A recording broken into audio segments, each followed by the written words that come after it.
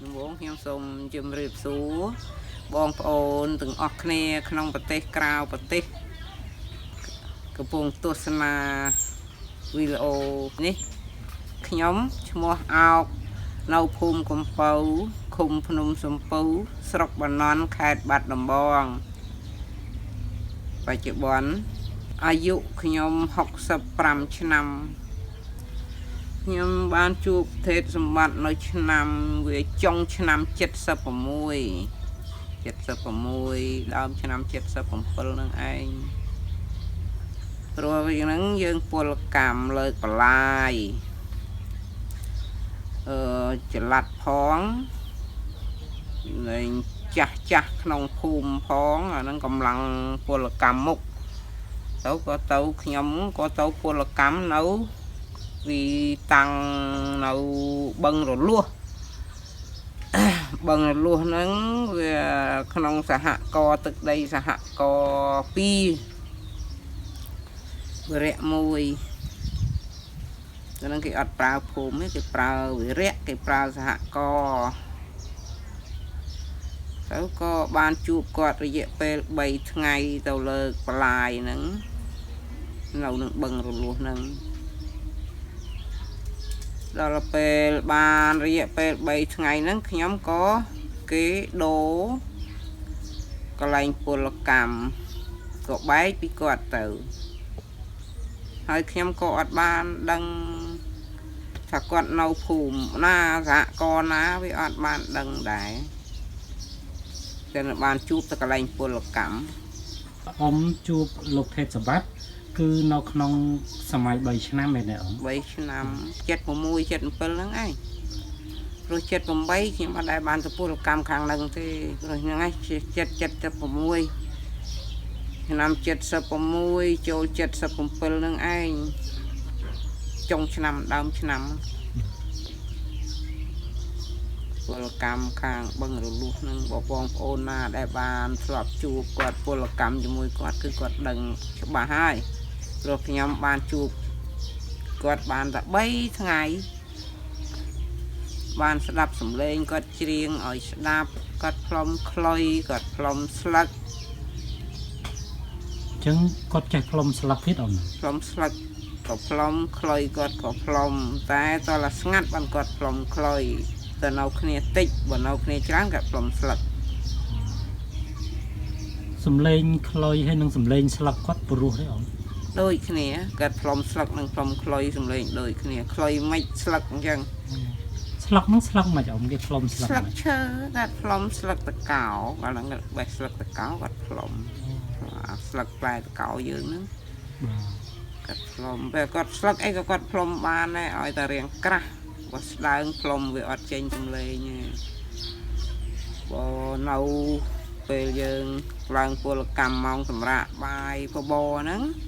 ក្រោមលុបស្វាយទួលនឹងធំណាទួលនឹងបឹងរលួសហ្នឹងបងប្អូនណាពលកម្មហ្នឹងគឺដឹងហើយស្គាល់ហើយទួលដើមស្វាយបឹងរលួសហ្នឹងលើកតនុបតុបប្លាយហ្នឹងខាងត្បូងខាងលិចភ្នំក្តោងលិចត្បូងភ្នំក្តោងហ្នឹងហើយខាងត្បូងបឹងច្រមុះខាងត្បូងកពើភ្នំកពើហ្នឹងខាងលិចក្តោងត្បូងកពើហ្នឹងបងប្អូនធ្លាប់ពលកម្មនៅហ្នឹងបងប្អូនគាត់ដឹងកន្លែងទីតាំងហ្នឹងហើយ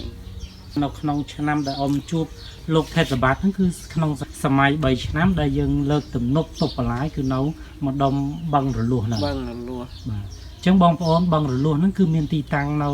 ក្នុងឃុំភ្នំសំពៅបាទខេត្តបាត់ដំបងស្រុកបាណន់យើងហ្នឹងអញ្ចឹងទីតាំងហ្នឹងបើសិនជាចាស់ដែលគាត់នៅមានបជនអីនៅឡើយគាត់ធ្លាប់លើកទំនប់តុបបន្លាយនៅម្ដុំភូមិកពើឬក៏ភ្នំសពៅម្ដុំបឹងចំោះបឹងរលួសហ្នឹងប្រកាសជាស្គាល់លោកថេតសបាតដែរបាទគាត់ពាក់អាវខ្មៅពេលខោគាត់នៅសឡើយទេអាវខ្មៅគាត់ដៃវែងតែអាវចាប់រៀងមកលយហ្នឹងគាត់ថាមិនមែនអាវសម័យ3ឆ្នាំទេព្រោះគាត់អត់ទាន់បានទទួលអារបបហ្នឹងពាក់ឯណាគាត់នៅប្រើខោអាវយើងធម្មតាខោគាត់សគាត់ស្លៀកទៅពលកម្មដែលខ្ញុំជួបរយៈពេល3ថ្ងៃហ្នឹងគាត់ស្លៀកតែដែរបែបប្រហែលគេឲ្យស្លៀកតែមក បណ្ណាបលាស់ហ្នឹងឬក៏គាត់មិនអីមិនអត់ដឹងដែរតែឃើញតែស្លៀកតែអាវខ្មៅខោសតែគាត់នៅមានខ្សែក្រវ៉ាត់ខោគាត់នៅមានខ្សែក្រវ៉ាត់គេអត់ទាន់អស់ទេនៅប្រើខ្សែក្រវ៉ាត់ប្រើអីបានប្រើបានដល់ហ្នឹងវាអត់តាន់តឹងតែងទេដល់ពេលបានជួបទៅប៉ុណ្ណឹងទៅក៏បែកគាត់ទៅអត់ដឹងគាត់យ៉ាងម៉េចទេគាត់នៅសហករណ៍ណានៅវិរៈណាវាអត់បានដឹងដែរអត់បាននិយាយលេងអីសួរសុខទុក្ខអីគឺអត់បានផងគាត់ថាគាត់សួរថាមើលសមមិត្តណាចង់ស្ដាប់បទចម្រៀងខ្ញុំច្រៀងឲ្យស្ដាប់គាត់និយាយចឹងណាទៅមួយចង់អ្នកណាចេះឡើងដើមឈើក៏ឡើងទៅលើចុងស្វាយជាមួយគាត់នឹងទៅគាត់នៅមេឃស្វាយបែរទៅត្បូងយ៉ាមេឃនឹងវារាំងទេគាត់ទៅសរានលើមេឃស្វាយហ្នឹងឯងទៅគាត់ច្រៀងគាត់ផ្លុំស្លឹកផ្លុំខ្លុយហ្នឹងទៅហើយគេនៅផ្សេងគ្នាមកលុបស្វាយហ្នឹងខ្លះគេទៅនៅមកលុបណែទៅអ្នកខ្លះទៅនៅមកលុបនៅទៅតែធេតុសម្បត្តិនៅកន្លែងណាមនុស្សជុំនៅកន្លែងហ្នឹងអញ្ចឹងណាគេចូលចិត្តស្ដាប់សំឡេងគាត់ច្រៀងអញ្ចឹងទៅគេនៅផ្ដុំគ្នានៅជុំចាំស្ដាប់គាត់ហ្នឹងហើយគាត់ច្រៀងឲ្យស្ដាប់ទៅវាគាត់ច្រៀងតែបទភ្លេងការអត់មានច្រៀងបទសម័យអីអត់ទេព្រោះកាលហ្នឹងយើងខ្លាចដែរគាត់មិនសូវហ៊ានជជែកដែរគាត់លាកសូម្បីតែខ្លុយគាត់មិនអោយគេឃើញផងគាត់សួរលាកក្នុងចកេះគាត់បាត់ពលកម្មចុះនៅពេលដែលពលកម្មលោកទេពសម្បត្តិគាត់ធ្វើផ្នែកណាថ្ងៃទី1គាត់ចាក់ប៉ែលលើកដីដែរហ្នឹងថ្ងៃទី2បានគេ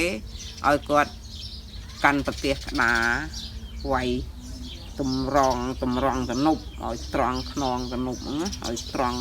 ស្អាតវាយពរៀបពីលើវាយជើងទេសងខាងហ្នឹងគាត់អ្នកវាយហ្នឹងជួបថ្ងៃដំបូងគាត់ចាក់ប៉ែលលើដីតែដីដាក់បាតដៃណាឬយើងអ្នកចាក់មួយយើងទៅតគ្នា50 40 20 30នាក់ទៅបានដាក់ដល់ទំនប់នឹងអញ្ចឹងទៅគេអត់ដើរទេគេដាក់តខ្សែគ្នាអញ្ចឹងបងប្អូនធ្លាប់ពលកម្មចំនួនហ្នឹងគឺគាត់ដឹងហើយអូអញ្ចឹងមានន័យថាដីហ្នឹងគេជូនតគ្នានឹងដៃទេតនឹងដៃទេអត់មានបកីអត់មានអីទេមានតែអ្នកចាក់ប៉ែល2 3នាក់អញ្ចឹងទៅយើងដាក់ដៃត្រួចាំអញ្ចឹងមកគេដាក់លើដៃយើងនឹងមកយើងហុចតគ្នាអ្នកនោះតសម្រាប់ដល់ទំនប់នោះសល់ប៉ុណ្ណេះក៏មានដីវាស្អិតវានៅបានធំមានបកីមានអីអត់ទេគឺប្រើដៃទៅទេនឹងត្រួតែដុំដីនឹងមកឯងចាក់មកដាក់លើដៃខ្ញុំនឹងមកខ្ញុំហុចតគ្នាអញ្ចឹងទៅដល់ទំនប់នឹងទៅតែនៅលឿនដែរហ្នឹងគាត់ថាប្រើដៃហ្នឹងតិចទៅវាយឲ្យត្រង់ភ្លឹងអញ្ចឹងទៅគាត់ស្នាដៃគាត់វាយស្អាតណាគាត់វាយភ្នែកគាត់ស្អាតទៀតគាត់តម្រង់អត់បាក់ទាញខ្សែអត់បាក់អីទេគាត់តែភ្នែកគាត់នឹងតម្រង់ឲ្យដៃគាត់វាយនឹងគឺមើលអត់មានទៅទេត្រង់បន្ទាត់ព្រិញខ្នងលើក៏ចឹងគាត់វាយប្រយោគស្អាតហ្នឹងដែលខ្ញុំជួបបានរយៈពេល3ថ្ងៃហ្នឹងក៏ខ្ញុំដូរកន្លែងពលកម្មបែកពីគាត់ទៅអត់ដឹងថាយ៉ាងម៉េចទៀតប៉ុន្តែខ្ញុំបានជួបគាត់ស្ដាប់សំឡេងគាត់ច្រៀងហើយនឹងពលកម្មជាមួយគាត់បាក់គាត់ហ្នឹងបានប៉ុណ្ណឹងឯងចុះអ៊ំនៅពេលដែលជួបគាត់ហ្នឹងអ៊ំដឹងថាគាត់ជាតារាចម្រៀងល្បីអត់ដឹងក៏ប៉ុន្តែយើងអត់ធ្លាប់ឃើញគាត់ណាហើយក៏ឲ្យស្គាល់កាលហ្នឹងបើសុំកុំឲ្យមានគេប្រាប់ក្នុងចំណោមពលកម្មហ្នឹងណាកុំឲ្យគេប្រាប់ក៏ខ្ញុំអត់ស្គាល់គាត់ដែរអត់ស្គាល់គាត់ទេប៉ុន្តែមានគ្នាគាត់ដែលនៅជាមួយគ្នាគាត់ហ្នឹងគាត់ប្រាប់អានេះទេពសម្បត្តិអ្នកចម្រៀងណាគាត់ច្រៀងល្បីណាក្រុមគាត់ស្អីខ្លះទេគាត់នឹងរៀបរាប់ប្រាប់ប៉ុន្តែខ្ញុំវាអត់ចាំដែរលោកទេពសម្បត្តិគាត់នេះតារាចម្រៀងនៅសម័យលងណុលរូបរាងសម្បត្តិគាត់ស្អាតណា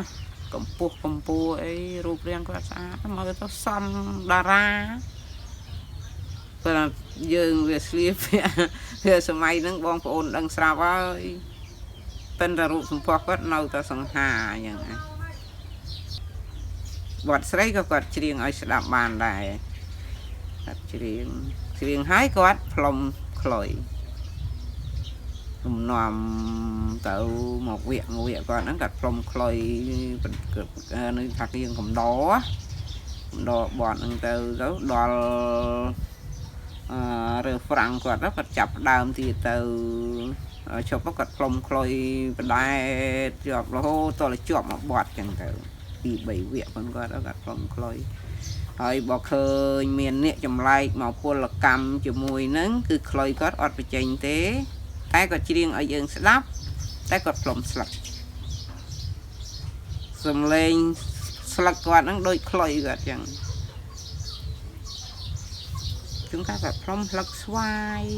តែស្លឹកស្វាយវាអត់សូវព្រោះដូចស្លឹកតកោបើស្លឹកតកោព្រោះគាត់ផ្លុំ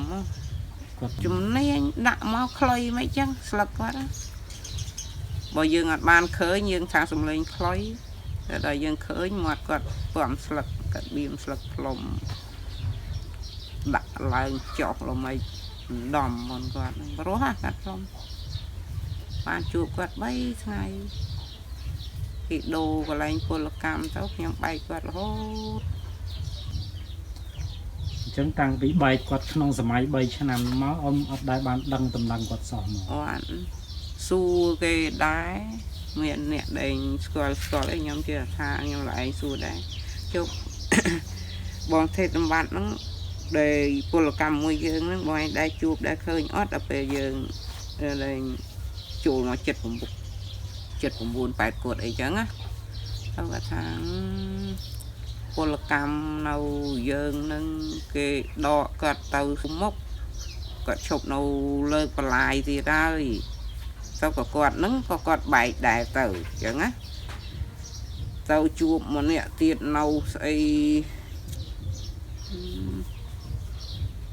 ហ្នឹងគេហៅស្អីទេហៅជាក្រក់ចឹង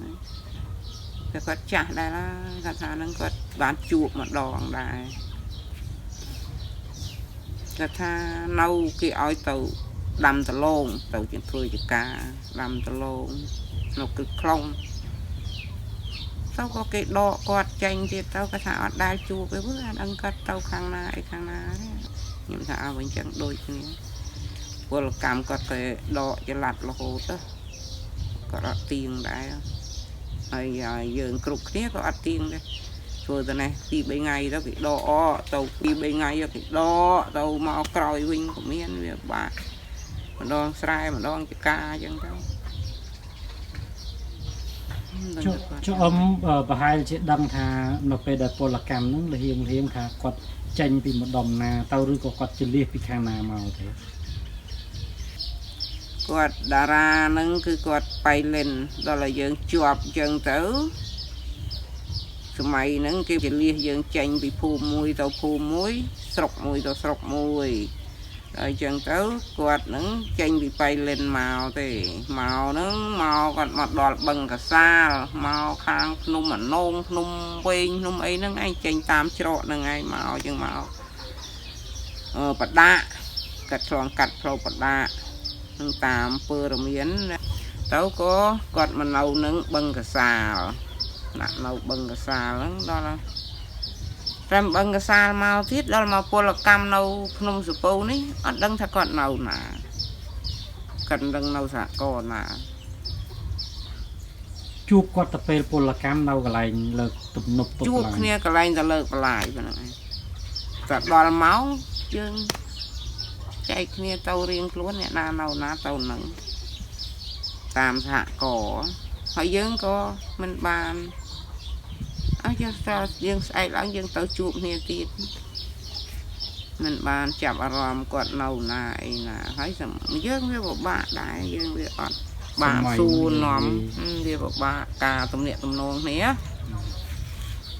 ជួបពលកម្មហ្នឹងហើយសម្រាប់ហ្នឹងក៏នាំគ្នាច្រៀងលេងទៅហើយមានអ្នកខាត់គាត់ទៀតអ៊ំមួយហ្នឹងគាត់ថាក្មួយ มวยไอ้กลมเรียง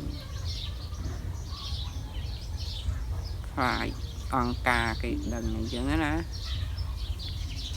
มันไอ้ที่ยำสลังบองโอนยืนใหญ่เรียงเลยcầm đo ọp sóc ông có trẻ hàm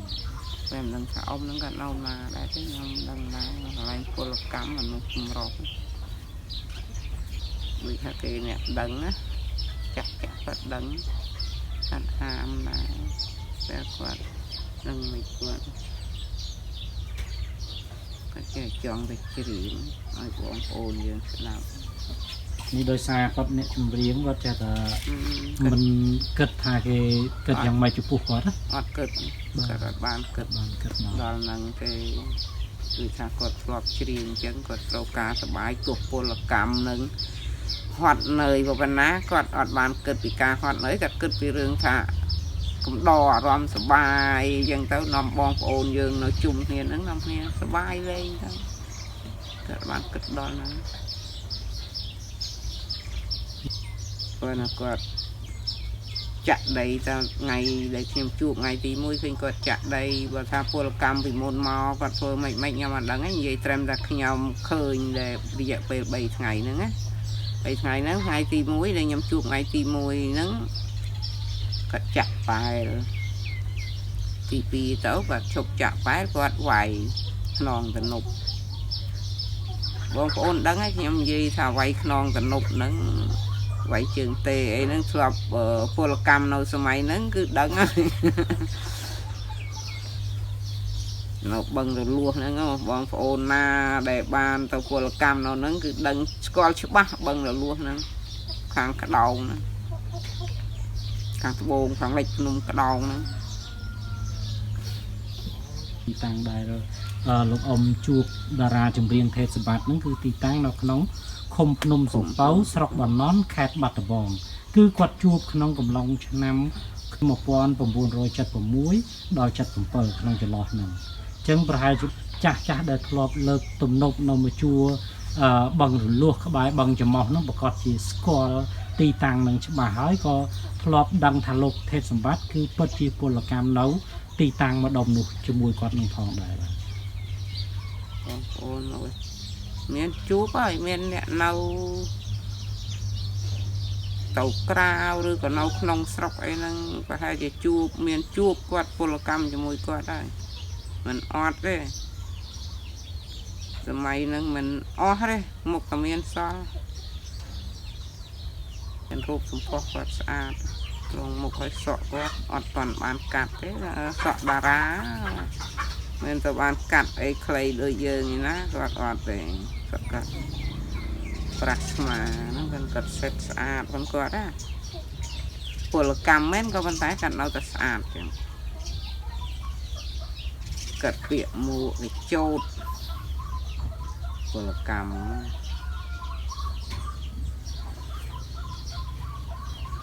สมบูรณ์สมัยนั้นเนี่ยสลับเท้าให้นั่งไอ้โจดแต่ก็เปียกมูไอ้โจดจับกระรองสุดmấy cái tròn cái sành của vật thì lại mù rồi chân ruột quạt sừng há ông há dân mà khơi bao sen chìa khăn đi chùm riêng thác chùm riêng quạt miền sòl vì sớm mai nắng mơ ruột riêng quạt ăn tấu sừng há xong chìa đà rà mẹ nắng hay sầm lên quát co vì mình đôi ta sen si số một đấy có bàn tay lồng đập còn còn nó cứ chọp lên đá nó riêng tao còn đôi cho môi lục ta sen si số một bàn thế con ăn sao rồi giờ bán chuột vật rồi dẹp về lấy dọn miên ấy về ngày dường gì là cà phết đại dương bán chuột pana đập sầm lên con pana pua là cam cho môi con giang mấy chứ ban là ban năng rồi giờ liệt nè tao có với lên ban khơi ban chụp nè thì tao có là hốt nó tôi xong ai tao bên là ca nào tao nó khơi thả lục thép sầm bát nó chỉ nè chùm riêng hay flop pua là cam chùm quạt bàn rồi về 7 ngày về chụp bom ôn dương sầm may nữa nghe chưa ta sơ su rô đây đó nghe ព្រោះយើងធ្លាប់ស្ដាប់សំឡេងគាត់ទៅក៏អត់មានអ្នកណាដឹងថាគាត់នៅឯណាទៅណាអីក៏ស្ងាត់អស់ទៅហើយដល់យើង79មកក៏បែកផ្នែកគ្នារៀងខ្លួនអស់ទៅវាអត់បានដឹងបានតែប៉ុណ្ណឹងยังមានអីទៀតសូមជូនពរបងប្អូនទាំងអស់គ្នាដែលទស្សនាណាវីដេអូនេះសូមបងប្អូនខ្ញុំនិយាយការពិតទាំងអស់ដែលខ្ញុំបានជួបបាននិយាយលេងជាមួយគាត់ប៉ុណ្ណាខ្ញុំនិយាយប្រាប់បងប្អូនតែប៉ុណ្្នឹងឯងអរគុណសូមជម្រាបលា អរគុណអង្គបាទជម្រាបលា